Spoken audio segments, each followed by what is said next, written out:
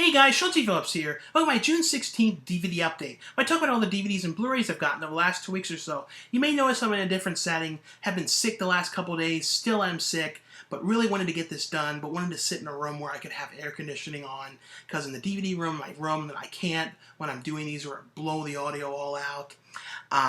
But you know, these the reviews on the titles are going to be a little shorter today, just because I don't have exactly that much energy right now. But I'm going to do my best to do this, and hopefully I can get all the characters' names right and things like that, and don't mix them up really weird, because don't know the side effects of the medication. The first one I talk about is the Lego Blu-ray DVD version of the Lego Movie, and it's the Everything is an Awesome edition, which is a really cool pop-out edition of the Emmett character. Also comes with the Morgan Freeman character in the movie. And there was some really funny stuff with his character. Now, when it says bonus 3D movie, just so you know, too, it's not a new 3D movie. It's the movie that, it's the actual movie in 3D. They just say that because it comes with it for free. Now, basically, the Lego Movie, though, is like Emmett's character. It's like in this world of Legos, I'm trying to get, used to where to hold this. Everything is pretty much the same. Everybody works from instructions, and they have like instructions for how everything works in their lives. And something ends up happening. He ends up seeing a character that has this piece in his hand. He ends up following him down to this hole on the work site that he's working on.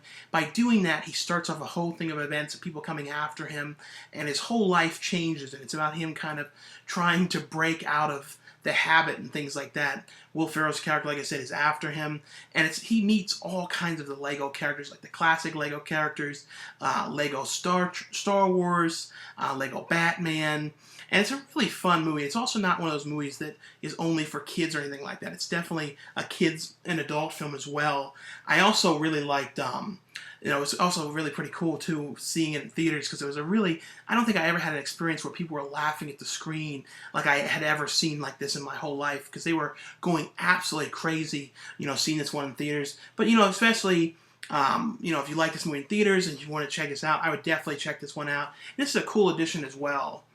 The next one from Lionsgate, and this is one that I had heard a lot of people talking about how good it was for Nicolas Cage's performance, and it's Joe. And this is pretty much about Nicolas Cage, and he works on this site, and his job is pretty much to like kill trees. He puts poison into trees, and has to basically kill them before the landowners can cut them down, because you can't cut down live trees, but they're basically trees that serve no purpose. And this one kid, who's kind of like the son of a drifter, ends up, Drifter and his mother move into this town and kind of are hiding out in this house.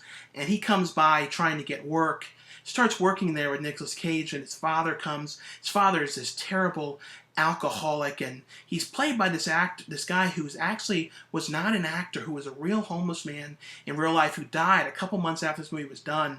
And his performance in this movie makes this movie. This guy was absolutely amazing. When you go down to some of the greatest performances, it's kind of insane that this person was not really an actor. It's just like the movie Bubble. There's something about putting people who really aren't actors in movies. Sometimes they're better, and even Nicolas Cage was saying this was a part that would normally go to like somebody who would get an Academy Award. This guy could get an Academy Award, even though he's not around anymore, for this part. He was amazing. But it's basically about him taking this boy under his wings and sort of trying to help him, and the boy is having all kinds of problems at home, and there's people after him, and it's just a really, really well done, well acted movie, which I would definitely recommend, especially for the guy's performance. Like I said, you've not seen something like this that was this strong of a performance. Now, the next one from Image is one that I'm really looking forward to seeing, and it's Wolf Creek 2. Which, yes, I know it took a very, very long time for a sequel. The first one was like 2000 and, was it 5? Something like that. Now, Wolf Creek 2, at first when it picks up, it kind of starts feeling like it's going to be a bunch of vignettes. Because it takes a very long time to figure out exactly who's the main character in this movie. But truthfully, the main character is the killer character in this movie, truthfully. I know it's based on some real events, about like this backpack killer in Australia, but it's basically about the character from the first film, and like these cops come after him and they screw with him and he kills him, and he basically is like a deranged Crocodile Dundee. I remember that's how they kind of pitched him in the first movie, and in this one he's like killing backpackers, and he does, and the killings and stuff is so graphic and over the top crazy in this one. There's some really, really good gore effects in this movie. But it's basically about this one guy who ends up helping one of the girls that's run away, and he takes her in his car, and by doing that, he gets the guy on his trail who's like hunting him down, and he tries to hide out, and he's coming after him. And also at the end has like kind of a Texas Chainsaw Massacre 2 vibe to it. But I would highly recommend this, especially if you like the first movie, and it really is to me, I think it's a well done sequel, and really does have a cool vibe to it. The next one from Warner Brothers, and this is one of my favorite movies, and I'm so glad they finally put this on Blu-ray. It's a Robin Williams, Gene Hackman, Nathan Lane, Diane Wiest movie, The Birdcage, which is a movie about Robin Williams and Nathan Lane, who are a gay couple who run this Birdcage nightclub in Florida, in Miami. And Robin Williams' son is going to be getting married, and wants to bring his family, his trying to get this positioning down, but he wants to have his the person he's marrying's family come, but they kind of have to have this charade because the family is very conservative. They're in the middle of this whole stuff going on with a sex scandal, and they really don't need the publicity of this. So they kind of need to figure out how they're going to cover up the fact that his parents are gay, and they kind of come up with this idea of having a charade of finding their real mother and having her pretend to be it. But Nathan Lane's character is really upset about this whole thing and feeling terrible about himself because he feels like his son doesn't really like him, and he's ashamed of him. So it's kind of about what Nathan Lane's character ends up doing, and I don't really want to reveal that, but I love this movie. This is just a really fun, heartfelt movie that I probably watched a couple dozen times. It's like definitely one of my favorites. Now, the next one from Fox is Joyride 3. Yeah, yes, there is a new Joyride film, and I put the slipcover thing underneath it, but that's why it kind of looks peculiar, because it has like this paper thing. I just sort of pasted it underneath, or stuck it underneath of it. And this one is just about a group of, it's not the same guy from the first movie. And I think this guy was in the second one, but I don't even remember if I remember watching the second movie. But it's basically about the Rusty Nail character, and he's more violent than ever in this one, because in the original one you didn't see him as much. It was more like just his voice. This one you kind of see the guy a lot more, but the whole thing about only hearing the voice was only really scary in the first one. But in this one, like, he's killing prostitutes, like, that are kind of messing around with him, and he ends up seeing these group of these friends who are going to take their car to Canada, like this race car. So they're trying to cut through this one road, and the guy in the diner's like, "Don't go that way, it's haunted by a killer," and all this kind of stuff. So they end up going on that road, and they take the race car out there and think that they can kind of test it out and see how it is, how it's running for the race that they're going to. And they end up messing with Rusty Nail's character and cut him off and make his car skid out. And after that, he is after them. There is no getting away. The girls are all like panicked and saying, we should go back, we should talk to the cops. And of course, they all keep on saying that kind of stuff. If they would have just gone back, they probably would have survived this, not had this all happen to them. But they didn't, and he came after them. So there's a lot of, extreme gore in this one. Like, they totally went for it, especially since it's direct-to-video. They didn't care about, worrying about the ratings or anything. The next one from IFC's, MPI's IFC line is Adult World with Emma Roberts and Emma Roberts and John Cusack. Sorry, I'm trying to do my best. And basically, this was about Emma Roberts' character who's, just getting out of college. She's in there majoring for poetry. She's kind of okay at it, but she's spending all of her parents' money and all that she's given by her parents to enter these kind of poetry contests. This is right after she got out. The parents are like tapped out.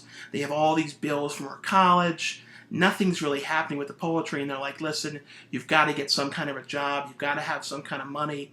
So they end up, she gets whatever she can find, and it's this job at this adult bookstore, and it's, Cloris Leachman runs the place, and it's really pretty funny with her running the place. But she ends up getting a job there. It's kind of about her, all the kind of experiences she has there, the friends she makes, and she's kind of awkward there.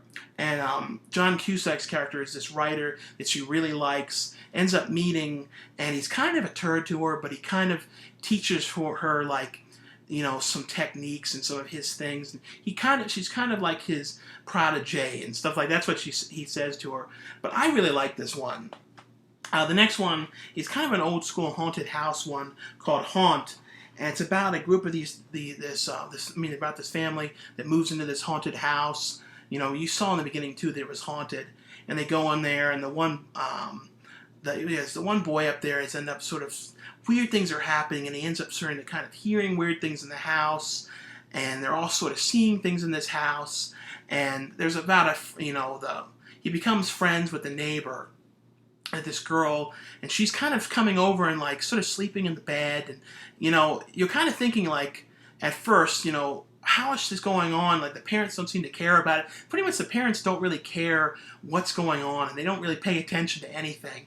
Why he's getting haunted by things and why weird things are happening in this house. But then like weird things start happening to both of them.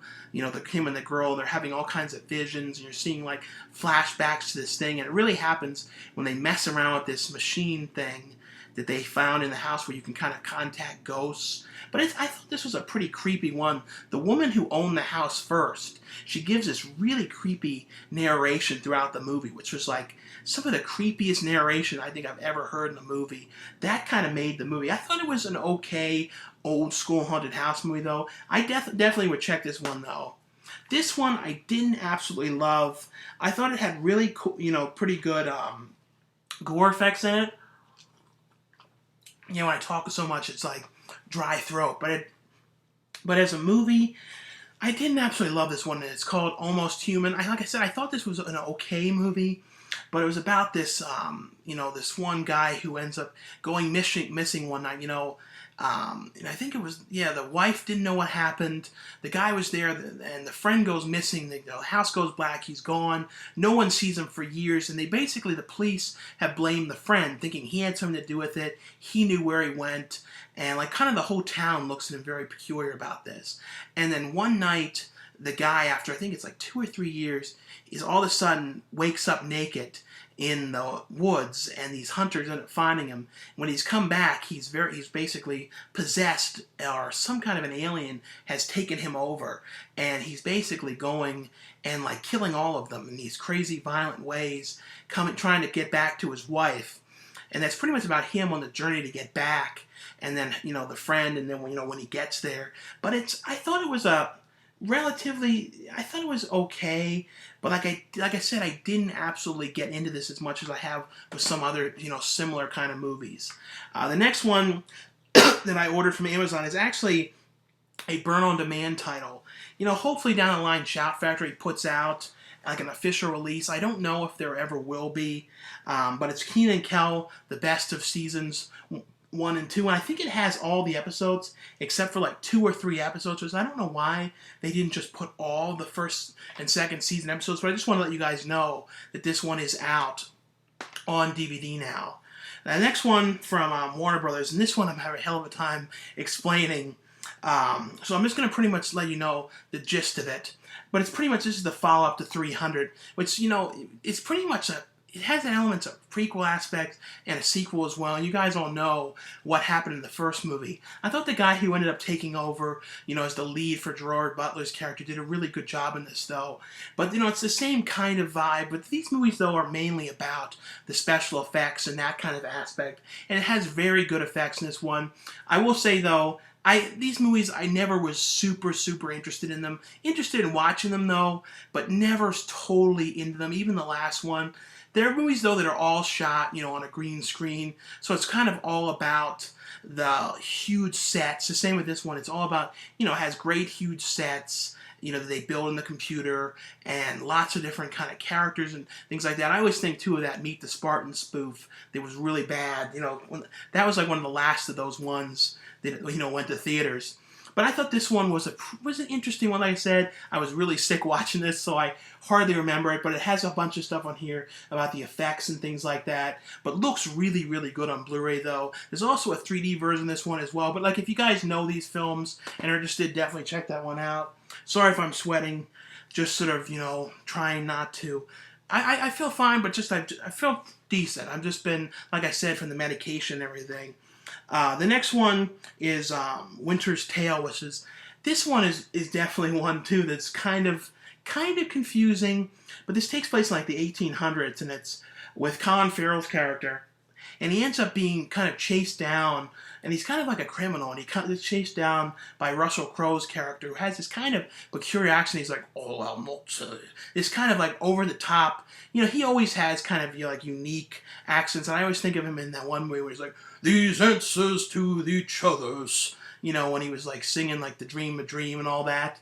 But in this one though, it's about, Colin Farrell's character ends up taking this like white horse that he ends up finding and going after it. It's Russell Crowe's white horse. Finds the thing. It's all about him kind of having this gift, that he can kind of like heal people. Like, he has like one gift, and it's about this girl who is dying. And Russell Crowe does not want him to end up using his gift and realizing that he has this gift on this woman. It's kind of about him hunting him down and trying to find him. Like I said, I was intrigued by it. I thought it was an interesting movie. Not the most absolutely best movie, though.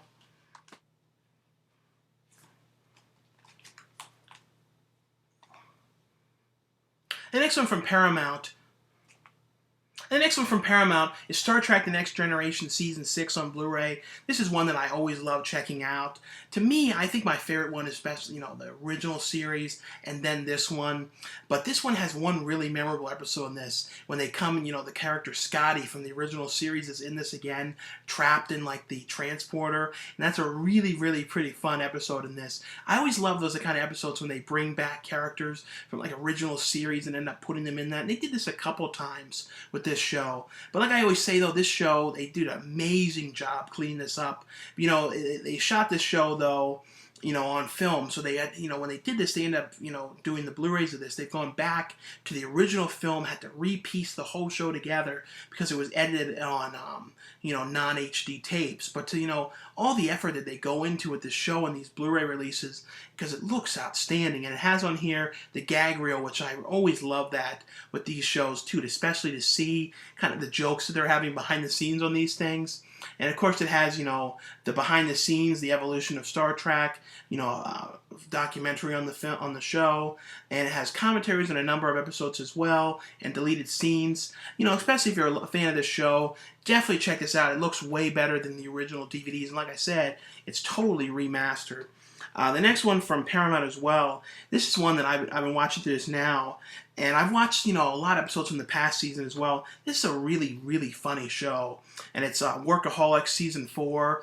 And this one, the one episode in here I loved was I think it was one of the first ones on here when they were trying to go to this concert, and they were having all kinds of problems going, and they were wanted to go with this one guy. They basically wanted to get him to pay for their tickets, and that same day his wife was giving birth. So they had to try and, she wasn't giving birth. Yeah, she was, but it ended up happening later on. She was having her, birth party, the party before it, baby shower. So they ended up going there to try and pick him up and try and get him out. And they're all dressed in their kind of, drugged out outfits and stuff to go to this kind of performance. The other one, when they were trying to have this fish fry and they had to try and get their boss laid, was pretty funny as well. This is a really fun show. It's basically, though, kind of an Office Space vibe about these three friends that work at this office job. And it's about, kind of all the things that happen to them there and kind of crazy adventures and things. If you like that kind of stuff, I said, to me, I laugh at this show a lot. There's a lot of stuff on TV that is, supposed to be the really funny stuff that I don't find funny. That show I really think is a really pretty good one. The next one from Lionsgate, and this is one I was really interested in watching, and it's Alpha Alert. And I always love movies, that are set in like one location and things like that. This is about a group of these people who are like in the army, who are going to, therapy in this army building, for all kinds of like, stress disorder, post-traumatic stress, and all the kind of stuff that happens from being on the field and all that kind of stuff. And they end up going into the elevator to leave. They all end up going there conveniently at the same time. The elevator goes down and the power goes out and they end up getting stuck on the elevator, comes back on. They keep calling, please get us out of here, because they're all basically paranoid and have all kinds of problems because of the war and things like that. And, they keep calling down there, and then they finally pick up and say, oh, there's something going on outside. I don't know what's going on. And it's basically that, from what they're hearing, that there's a terrorist attack going on outside. They're going to end up, evacuating the building, and they're going to get stuck in there. And there's a dirty bomb that was just let out, and they have got to find, a way to basically get out of there. Because, they basically are told, later someone's going to get them, but they know that if they don't get out in time, they're probably going to die in there from the effects of the bomb. So it's about them trying to find any way they can to get out of this elevator. And I thought it was a pretty interesting one. And they had some interesting kind of different developments happen, and it kind of had like kind of a cube feel to it. Like I said though, if you like movies too that are like in one space and things like that, I think you'd like that. The next one is Power Rangers Megaforce, The Ultra Defenders, and I always check out like the new ones just to kind of see the way things are. And this new series of it is not a bad one. They have a lot more money now too. They're shooting, the shooting is pretty well. They still do the stuff when they, get the footage from Japan, edit it together, and you can really tell now, what was shot in Japan and what was shot, I think in like the Netherlands is where they're shooting it now. I'm pretty sure. But there's stuff in here too. The one episode I really liked about this monster was stealing everybody's dreams, and they were all like making them kind of like turn into this plant thing and plant into the ground and into this weird dream world. And there was a kind of a really weird song in this one this guy was singing, and he kind of looked like Bill S. Preston a little bit. No, Ted Theodore Logan a little bit. But, this is one of those shows a lot of people know what it is, though. Now, this is probably one of the weirdest movies I've ever seen in my entire life, mainly for one scene in this, or a couple scenes in this and what was going on. And, seeing Robert Logie in this getting his brains ripped out. Because he's not the kind of person you would ever really expect to see in a movie like this. Also, Charles Journey was one of his last movies. And I think, though, he wasn't technically in this movie. I think he was in another movie and they kind of cut it in. The director's other movie. And I think that was how they did it. Eric Roberts in this as well. And it's Savage Killers. It's basically about like these two, like Bonnie and Clyde type characters that, it's a judge and his girlfriend who are going around picking all these different people that they want to kill. And, Screech is in the movie, Dustin Diamond, playing this kind of cop who can see into the future and see who's going to do it and kind of get visions. But the only way he can do it is there's this big woman who's probably about as big as me, and he has to feel up her breasts. And by doing that, he ends up getting the tips of, who's going. It is the weirdest thing I've ever seen in my entire life. And Eric Roberts is just sitting on the couch in the background like this. Not looking, just sort of like smiling, really weird. But that's really all you have to know. I mean, just to know that there's a scene like that is, and there's more to it too, that is that peculiar and that weird, and you'll probably never forget it in your entire life. Just because of how odd it is. The next one from Twilight Time, which is in one of the limited edition ones. I will say, too, I missed. I think Code Red is putting it up, but Code Red had a limited release Blu-ray of Nightmare. Hopefully they put that back up because, so I was sick, I didn't even notice it. But Twilight Time's release, which is a limited 3,000 edition of the original version, not the new one, of the, Charles... I want to try and get his name right. Charles Bronson film, The Mechanic. And this is, it really was a different movie than the original one. I thought it was kind of cool. The coolest part about this movie, too, was seeing LA in the 70s. There was some really great stuff in that. They showed the one old aquarium, I think like Aquarium of the Pacific, that isn't there anymore. I believe it isn't there anymore. I think it's been like kind of abandoned. They use it for shooting now. You can also see like Tower Records in the background. This is like 70s Tower Records. There's a lot of like classic, even the house that they shot, like Scary Movie 2, see what it looked like back then. That to me, I was like the most intrigued by, about this. But it's about Charles Bronson, who takes one of his client's characters under the wing. He actually killed his father. He doesn't know that. Kind of feels bad about it, so ends up, the kid doesn't know this, but he ends up kind of training him, taking him out, kind of like Leon the Professional, movie. Kind of took some from this movie. And it was about him kind of taking him on the missions and things like that. There's also this one weird scene I never understood when they were like talking about going to see this woman who like was acting like she was going to kill herself. I couldn't understand exactly what that scene meant. The next one from Cinedigm is the Stanley Tucci Alice Eve movie. And this is very much like a play. This was like a very long scenes and things like that.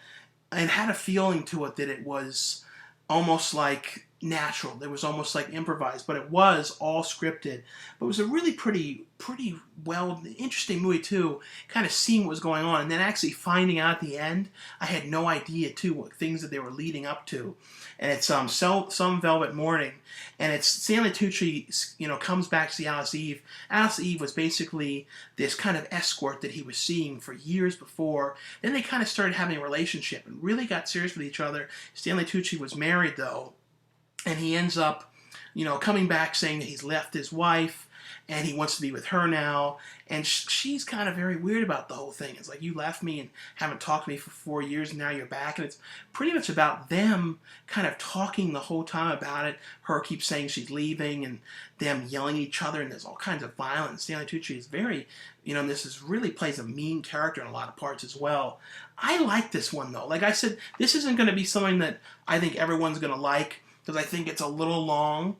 I mean, a little bit, just a one-setting kind of movie.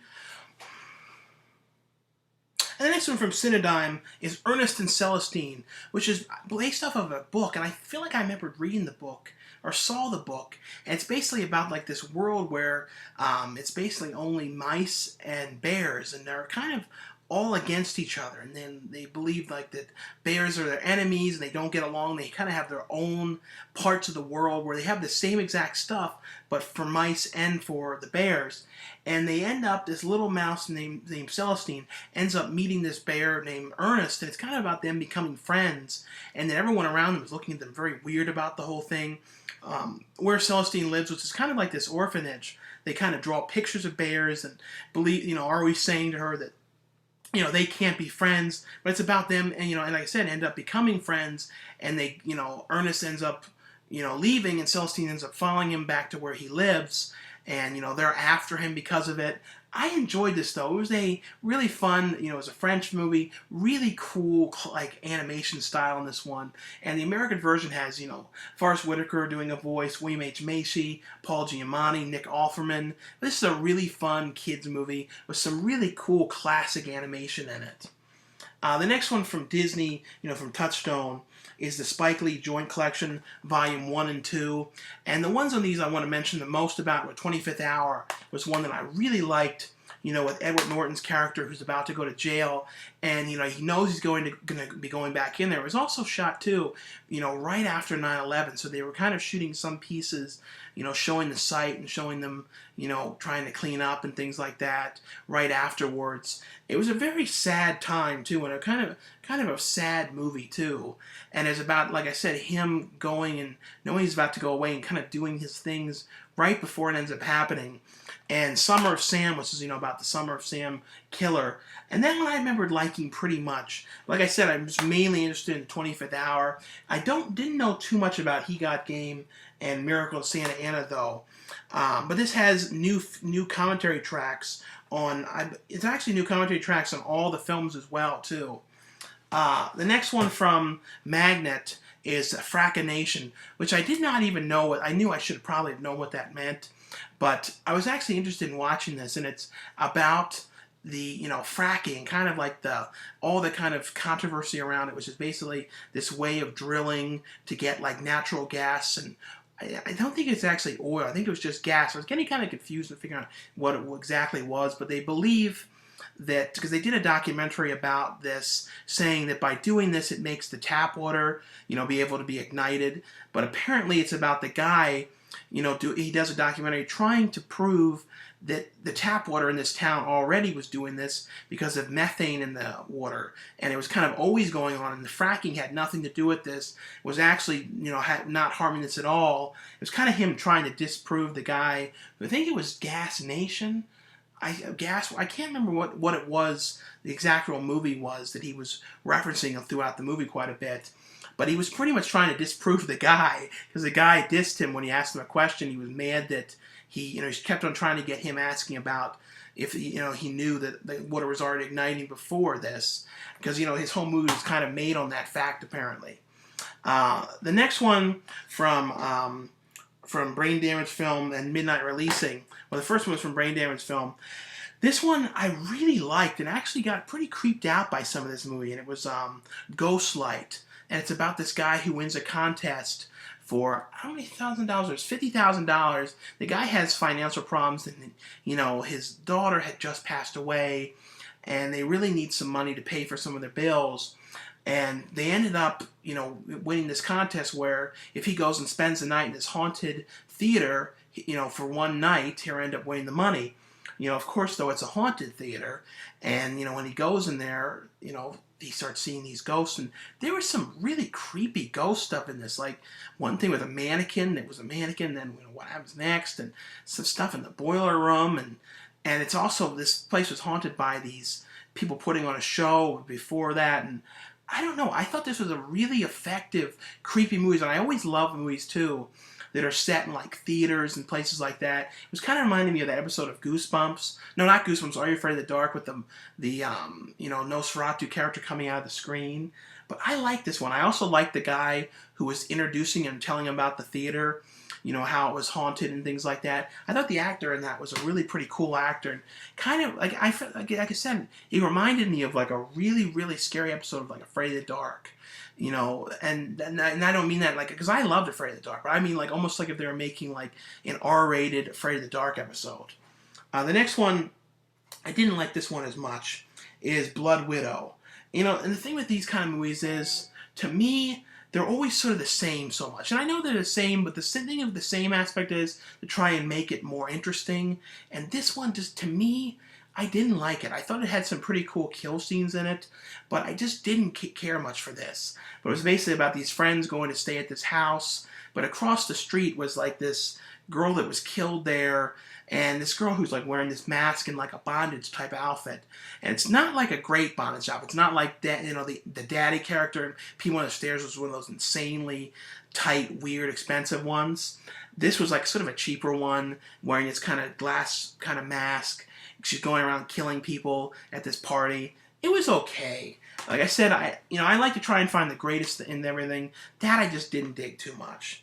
The next one, from Vinegar Syndrome. This was, this is more of an adults movie, but was really good. And I remember Lloyd Kaufman was telling me about this a long time ago. It was one of his early movies that he produced, telling me how much he liked this movie. And Mary Woronov, from everything from Night of the Comet, Eating Raoul is the star of this. Same with Lynn Larney, both of them who were outstanding in this movie. Lynn Larney, who was in The Whaley House with me, she's a great actress.